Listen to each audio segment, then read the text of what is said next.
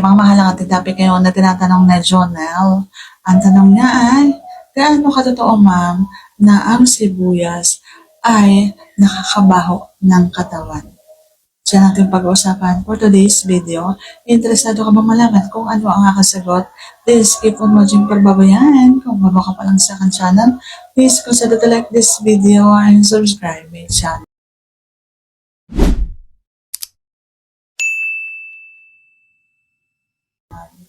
Alam nyo, pati sibuyas talagang itinatanong nyo sa akin.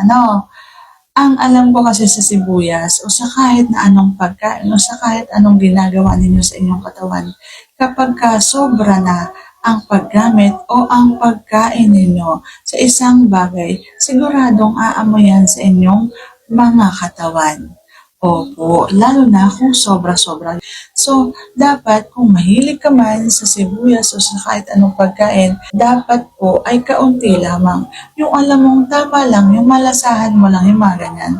Tandaan po natin na lahat ng sobra ay nakakasama. Kahit na yan ay hindi man sibuyas o kahit na ano pa mang hilig ninyo na kinakain o kaya naman ay inilalagay ninyo sa inyong mga katawan.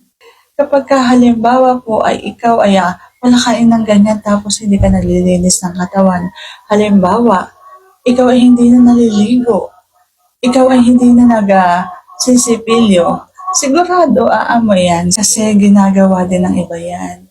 Ginagamit nila yan para madagdagan yung ill na nararamdaman nila. Kasi naniniwala sila na nakakail ang pagkain ng sibuyas. Kaya dinadamihan nila.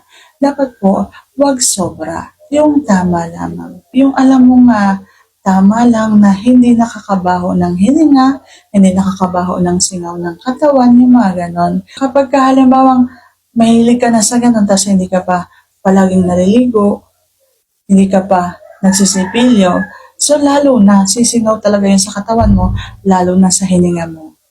So, sana nasagot ko ng tama ngayong tanong. And if you like this video, please consider to like this video and subscribe my channel. Thank you for watching. See you on my next vlog.